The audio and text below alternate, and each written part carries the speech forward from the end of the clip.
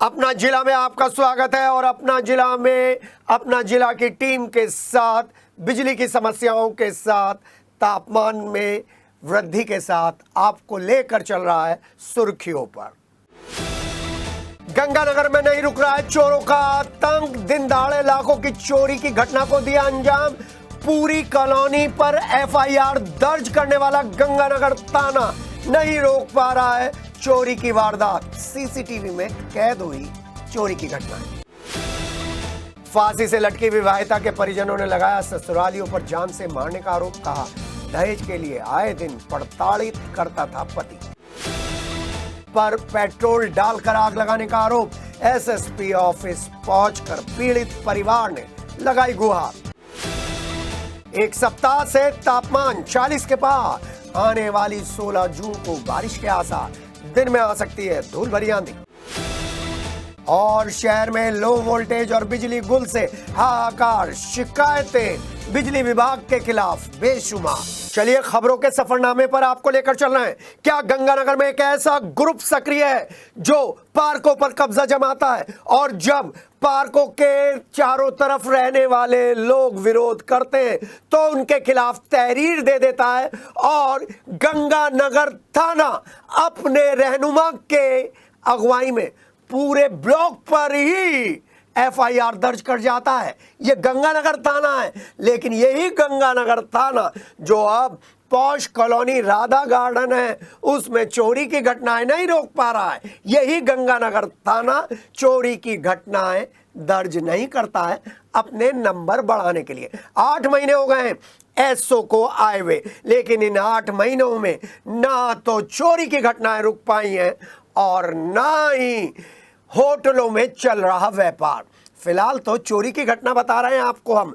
चोर मकान की दीवार फांदकर मकान में घुसते हैं और दरवाजा तोड़कर मकान में लाखों रुपए की कीमती सामान की चोरी कर भाग जाते हैं। सीसीटीवी कैमरों में चोर कैद हो जाते हैं। नहीं तो थाना गंगानगर इसे चोरी की घटना मानने से इनकार कर देता। घटना राधा गार्डन की है। सीसीटीवी देखकर मकान मालिक ने पुलिस और अपने पड़ोसियों को सूचना दी। मौके पर पहुंची गंगानगर थाना पुलिस पहले तो सफाई देने में ही जुटी रही और उसके बाद फिर उसने चोरी की घटना को देखते हुए कहा कि आपको अपने घर का ध्यान रखना चाहिए था। मकान मालिक अपने परिवार के साथ मकान के ताले लगाकर बाहर गए हुए थे। पॉश कॉलोनी राधा गार्डन स्थित शांति पार्क C301 के निवासी अरविंद कुमार वर्मा अपने मकान में ताला लगाकर परिवार के साथ इंडिया से बाहर थे। बृहस्पतिवार को 2 चोर उनके मकान की दीवार फांदकर अंदर घुसे, कमरों के गेट को तोड़ा, लाखों रुपए का कीमती सामान चोरी कर लिया। घटना के दौरान मकान पर लगे सीसीटीवी कैमरे सक्रिय थे तो वो कैद हो गए चोर। चोरों ने इत्मीनान से घर को खंगाला। करीब आधा घंटे चोर मकान में रहे। बृहस्पतिवार को मकान मालिक ने जब ये फुटेज देखी अपने मोबाइल पर तो उन्हें पता चला चोरी का। उन्होंने तुरंत पड़ोसियों को सूचना दी। फिर गंगानगर पुलिस मौके पर पहुंची। पड़ोस में रहने वाले लोगों ने बताया कि यहाँ पर चोरी की घटनाएं आम हैं। वैसे तो पड़ोस में रहने वाले माथुर साहब ने अज्ञात चोरों के खिलाफ रिपोर्ट दर्ज करा दी है। सीसीटीवी फुटेज के आधार पर चोरों की तलाश में गंगानगर की पुलिस जुट गई है खोजने के लिए। लेकिन हमने सिटी हलचल ने और सिटी हलचल के रिपोर्टर अली ने और मैंने खुद ने कई बार गंगानगर के थाना इंचार्ज इंस्पेक्टर अनूप कुमार को एक सजेशन दिया था कि आपकी सफ़ेद मोटरसाइकिल पे घूमते हुए फैंटम कुछ कॉलोनियों में अगर चक्कर लगा ले सायरन के साथ तो दोपहर में चोरी की घटनाएं रुकेंगी, रात में चोरी की घटनाएं रुकेंगी और शाम को जो गंगानगर के अलग अलग क्षेत्रों में ओपन बार शराब के ठेके चलते हैं उन पर भी लगाम लगेगी। लेकिन शायद गंगानगर के इंस्पेक्टर अनूप कुमार किसी नेता के वरद हस्त में है और इसलिए किसी आम आदमी की बात नहीं सुनते। ये थाना गंगानगर क्षेत्र का मामला है। राधा गार्डन क्षेत्र के रहने वाले एक व्यक्ति बताया जा रहा है कि वो अपने बेटे के पास कहीं बाहर गए हुए थे, ताला तोड़ के चोरी करने की घटना हुई है, जिससे संबंधित एक सीसीटीवी फुटेज भी सामने आया है।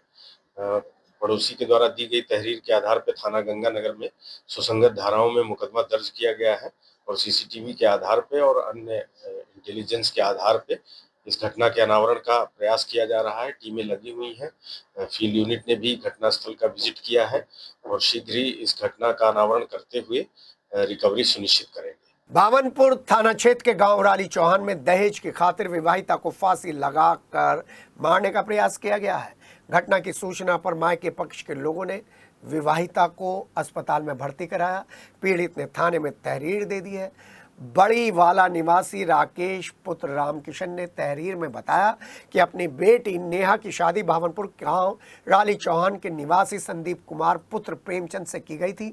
शादी के बाद से ही ससुराल पक्ष के लोग लगातार दहेज का दबाव बना रहे थे। दहेज में कार्ड नहीं देने पर पति ने परिजनों के साथ मिलकर मारपीट करते हुए उनकी पुत्री को फांसी लगा दी। मौके पर पहुंचे परिजन बेटी को लेकर आनंद अस्पताल पहुंचे, भर्ती कराया, जहां पर उसकी हालत चिंताजनक बनी हुई है। पीड़ित ने पति समेत कई लोगों के खिलाफ थाने में तहरीर दे दी है।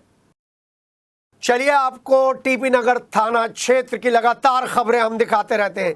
टीपी नगर थाना क्षेत्र में दबंग दूसरे के प्लॉटों पर कब्जा जमा लेते हैं। एसएसपी को शिकायत की जाती है, लेकिन एसएसपी भी शायद असहाय है। सीओ साहब के अंडर में आने वाला ये क्षेत्र भी दबंगों की करतूतों को रोक नहीं पा रहा है। और अब जब टीपी नगर थाना क्षेत्र मामूली धाराओं में केस दर्ज कर लेता है तो पीड़ित परिवार पहुंचता है एसएसपी और वो अपनी कहानी सुनाता है। वो बता रहा है कि किस तरीके से दबंगों ने उसके परिवार पर पेट्रोल डालकर आग लगाने की कोशिश की और उसने थाना टीपी नगर में इसकी सूचना दी।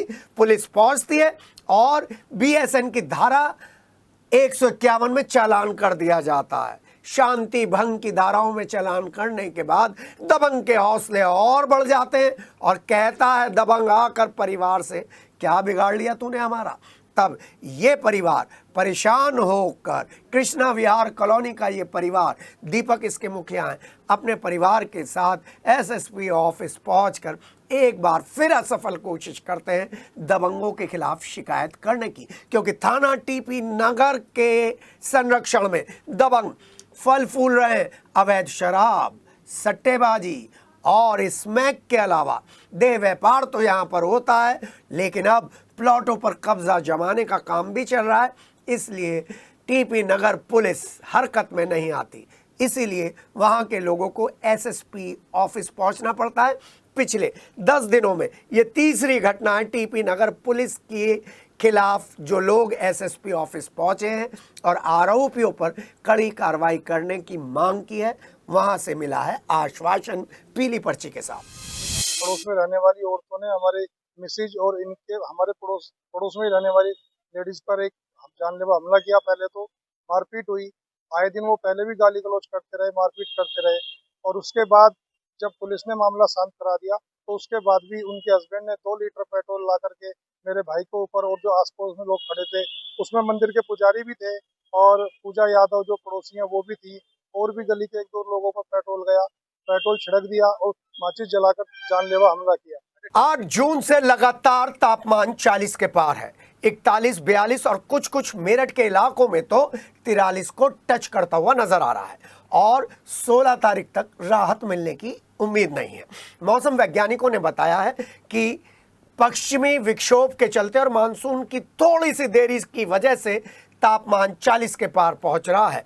जून में 9 तपा के चलते गर्मी तो पड़ती थी, लेकिन लगातार एक हफ्ते से 40 के पार पहुंचा हुआ टेम्परेचर बता रहा है कि सड़कों पर कर्फ्यू है, लोग घर पर दुबके हुए हैं और अगर ऐसे ही हालात रहे तो जब स्कूल खुलेंगे तब भी भीषण गर्मी की वजह से बच्चों को 2-4 होना पड़ेगा, पेरेंट्स को 2-4 होना पड़ेगा। फिलहाल तो हम आपको बता दें कि चौधरी चरण सिंह विश्वविद्यालय के मौसम वैज्ञानिकों ने बताया है कि 16 तारीख को हल्की बारिश हो सकती है, जिसके बाद मौसम में परिवर्तन आएगा और तापमान में गिरावट दर्ज की जाएगी। फिलहाल तो पिछले 2 दिनों से हवा रुकी हुई है, लेकिन गुरुवार की रात को बहुत हल्की हवा चलने से मौसम में मामूली सा परिवर्तन आया है, लेकिन सुबह से ही बादल छाने से और घुमस होने से आज तापमान के साथ साथ गर्मी भी लोग महसूस कर रहे हैं। जगह जगह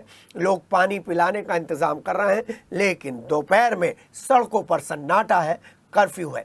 आने वाले 2-3 दिनों तक यानी कि 14 जून तक इसी तरीके से भीषण गर्मी पड़ती रहेगी और ताज्जुब नहीं है कि तापमान 45 को टच कर ले। चलिए भीषण गर्मी के बाद बात कर लेते हैं विद्युत विभाग के इंतजाम की। वैसे तो जब से आंधी आई है तब से विद्युत विभाग की लाख कोशिशों के बाद भी पुराने इलाकों सहित नई कॉलोनियों में अभी भी विद्युत आपूर्ति सुचारू नहीं हो पा रही है। और उस पर अगर हम पिछले एक हफ्ते का डेटा देखें तो जिस तरीके से मेरठ में डिमांड का स्तर बढ़ा है और जिस तरीके से विद्युत लाइनों पर लोड बढ़ा है, उसके बाद विद्युत विभाग के सारे इंतजाम नाकाफी नजर आ रहे हैं। आपको बता दें, माधवपुरम में कल 1 बजे के करीब केबल फिर फूका और उसके बाद माधवपुरम में कई घंटे बिजली नहीं आई और माधवपुरम, ब्रह्मपुरी, तारापुरी और आसपास का जो इलाका है वो पिछले एक हफ्ते से बिजली की समस्याओं से जूझ रहा है, जिसकी वजह से वहां पर रहने वाले लोग काफ़ी परेशान हैं और आए दिन विद्युत उपकेंद्रों पर पहुंचकर धरना प्रदर्शन करते रहते हैं। वहीं मलियाना, कंकरखेड़ा और उसके बाद सदर थाना क्षेत्र के कई इलाके भी कल लाइन लॉस की वजह से 3-4 घंटे बिजली का इंतजार करते रहे। सदर थाना क्षेत्र में बेगमपुल और आबू लेन पर विशेष रूप से शोरूम मालिक और दुकानदार परेशान हो गए और कई लोगों ने तो शाम को 4-5 बजे ही अपनी दुकानें बंद कर कर घर चले गए, क्योंकि कितना खर्चा जनरेटर का पड़ता है उतना खर्चा ये दुकानदार संभालने की स्थिति में नहीं है। एक घंटे का 700 से लेकर 800 रुपए का डीजल फूक रहा है और जब ऐसे में 5-5, 6-6 घंटे की विद्युत आपूर्ति ठप रहती है, तब सदर थाना क्षेत्र के और आबू लेन के, सदर थाना बाजार के और आबू लेन के सभी दुकानदार परेशान हैं। 3 घंटे से ज़्यादा की कटौती रेगुलर कटौती के साथ दर्ज की गई। वहीं खैरनगर, घंटाघर, लाला का बाजार, वैली बाजार में लो वोल्टेज की समस्या सामने थी, जिसको लेकर सारे दिन थाना दहली गेट क्षेत्र में पड़ने वाले इलाके लो वोल्टेज की समस्या से जूझते रहे। खैरनगर के दवा व्यापारी अपनी दुकानों से बाहर निकल आए, लेकिन बाहर भी हवा नहीं चल रही थी, जिसकी वजह से लो वोल्टेज की वजह से ना तो पंखे ही चल पा रहे थे और ना ही एसी। आइए एक ऐसे मंद बुद्धि बालक का आतंक आपको दिखाते हैं जो थाना रेलवे रोड क्षेत्र में लगातार सक्रिय है। फिलहाल तो आनंदपुरी से हमारे सामने एक घटना आई है जिसमें एक सब्जी वाले पर इस मंद बुद्धि बालक ने हथौड़े से वार कर कर उसको गंभीर रूप से घायल कर दिया है। उंगलियां उठ रही हैं परिवार पर। कैसे इस मंदबुद्धि बालक पर वो ध्यान नहीं रखते हैं और कैसे इस मंदबुद्धि बालक के हाथ में हथौड़ा आया है। इस मंदबुद्धि बालक का नाम, अगर ये मंदबुद्धि बालक है तो चमन बताया जा रहा है।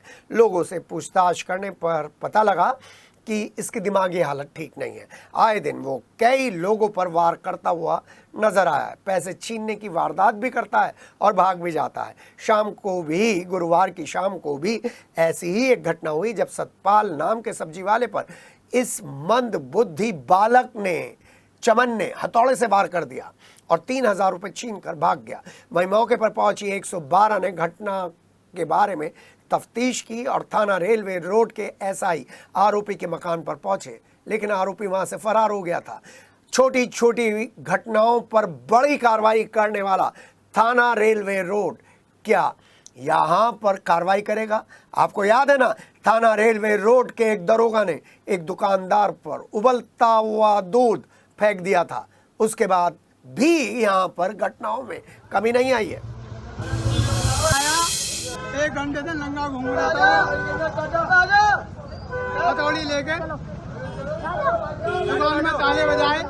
पागल है दिमाग, हथौड़ी मारी, मेरी जेब में एक पैसा नहीं, 3000 रुपए का गल्ला था। चलिए एक सनसनीखेज मामले पर नजर डालते हैं और ये सनसनीखेज घटना घटी है कागजी बाजार में, थाना दहली गेट थाना क्षेत्र में।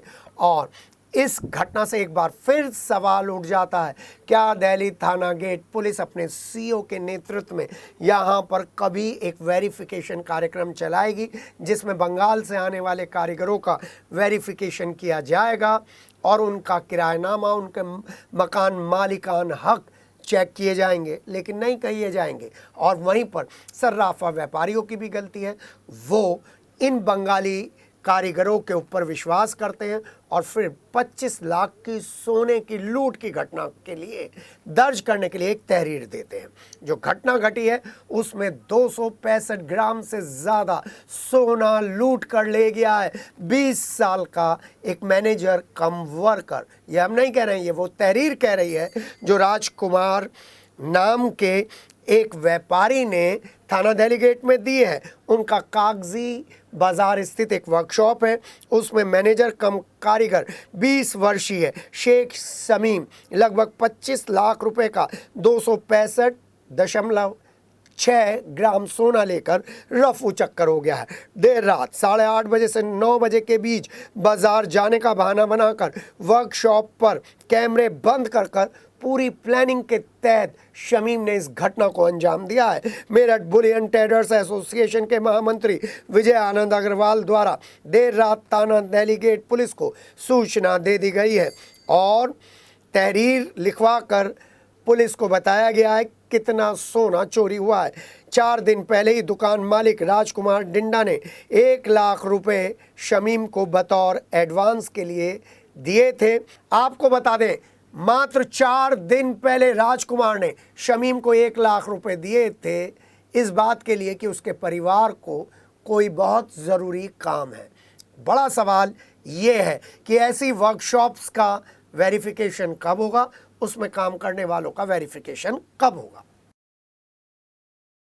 चलिए आपको लेकर चल रहे हैं कांवड़ यात्रा की तैयारियों पर। DM doctor VK Singh, CDO Nupur Goyal, SSP doctor Vipin Tada, ADM SP देहात राकेश कुमार मिश्र के साथ साथ कई आला अधिकारी चौधरी चरण सिंह कांवड़ पटरी मार्ग पर पहुंचे, भूले की झाल पर पहुंचे और निरीक्षण करना शुरू किया। तो डीएम डॉक्टर वीके सिंह ने पुलिस और प्रशासनिक अधिकारियों के साथ मिलकर जो जरूरी दिशा निर्देश दिए हैं वो आपको बता रहे हैं। उनमें सबसे पहला दिशा निर्देश आपको बता रहे हैं कांवड़ यात्रा की सरकार की प्राथमिकताएं। संबंधित विभागों के अधिकारियों को कांवड़ यात्रा को लेकर लापरवाही न बरतने के आदेश एसएसपी और डीएम ने दिए हैं। यात्रा के दौरान शिव भक्तों की राह में आने वाली असुविधाओं को दूर करने के भी आदेश दिए गए हैं। कांवड़ मार्ग पर शिव भक्त कांवड़ियों के लिए साफ सफाई की विशेष व्यवस्था रखने के लिए भी निर्देश दिए गए हैं और किसी तरीके की गंदगी मिलने पर कार्रवाई के लिए तैयार रहें, ऐसे चेतावनी भी दी गई है। यहाँ पर हम आपको बता दें, शिव भक्त कांवड़ियों को किसी तरीके की असुविधा का सामना ना करना पड़े, इसको लेकर अभी से ही पुलिस और प्रशासन जुट गया है। यूपी बोर्ड की हाई स्कूल और इंटरमीडिएट परीक्षा में मेरिट में सूबे की मेरिट में स्थान बनाने वाले कुछ विद्यार्थियों को सम्मानित किया गया। 68वीं राष्ट्रीय विद्यालय खेल प्रतियोगिता में पदक पाने वाले खिलाड़ियों को प्रदेश के मुख्यमंत्री योगी आदित्यनाथ ने लोक भवन लखनऊ में भी सम्मानित किया है। सीधा प्रसारण कलेक्ट्रेट स्थित विकास भवन सभागार में देखा गया। बेहतरीन प्रदर्शन करने वाले छात्र और छात्राओं को खिलाड़ियों को विकास सभागार में ऊर्जा राज्य मंत्री डॉक्टर सोमेंद्र तोमर की विधायक अमित अग्रवाल, महापौर हरिकांत अहलूवालिया के साथ साथ प्रशासनिक अधिकारियों में डीएम सीडीओ ने प्रशस्ति पत्र देकर पुरस्कार देकर सम्मानित किया। इस सम्मान को पाकर सभी मेधावी खिलाड़ियों और छात्र छात्राओं के चेहरे खिल उठे। कार्यक्रम के दौरान ऊर्जा राज्य मंत्री डॉक्टर सोमेंद्र तोमर ने कहा कि इन स्टूडेंट्स ने, इन खिलाड़ियों ने देश में प्रदेश का नाम रोशन किया है, वो इनके चेहरे से देखकर पता चलता है। प्रधानमंत्री नरेंद्र मोदी और मुख्यमंत्री योगी आदित्यनाथ के मार्गदर्शन में देश और प्रदेश दोनों ही लगातार उन्नति कर प्रगति की पथ पर अग्रसर हैं और मेहनत करने वालों को यहाँ पर मान सम्मान मिल रहा है। भारत देश के खिलाड़ी पूरी दुनिया में भारत का नाम रोशन कर रहे हैं। सरदना के सलावा में जो खेल यूनिवर्सिटी बनने जा रही है उसको लेकर भी खिलाड़ियों में जबरदस्त उत्साह। 2017 से पहले का उत्तर प्रदेश और 2017 के बाद बदलता हुआ उत्तर प्रदेश, चाहे हमारे प्रतिभावान व मेधावी छात्र हो, चाहे हमारे खिलाड़ी हो, सभी का सम्मान और उनका उत्साहवर्धन स्वयं माननीय मुख्यमंत्री जी ने किया। और माननीय मुख्यमंत्री जी ने कहा भी है कि हम अपने भविष्य को, अपने कैरियर के प्रति भी और राष्ट्र के प्रति भी हमारा समर्पण होना चाहिए। हम लोग जो राष्ट्रीय संपत्ति है उनका भी ध्यान रखते हुए, और ये भी याद रखें कि स्वर्णिम काल चल रहा है, आप लोगों के लिए बड़ा अनुकूल समय है।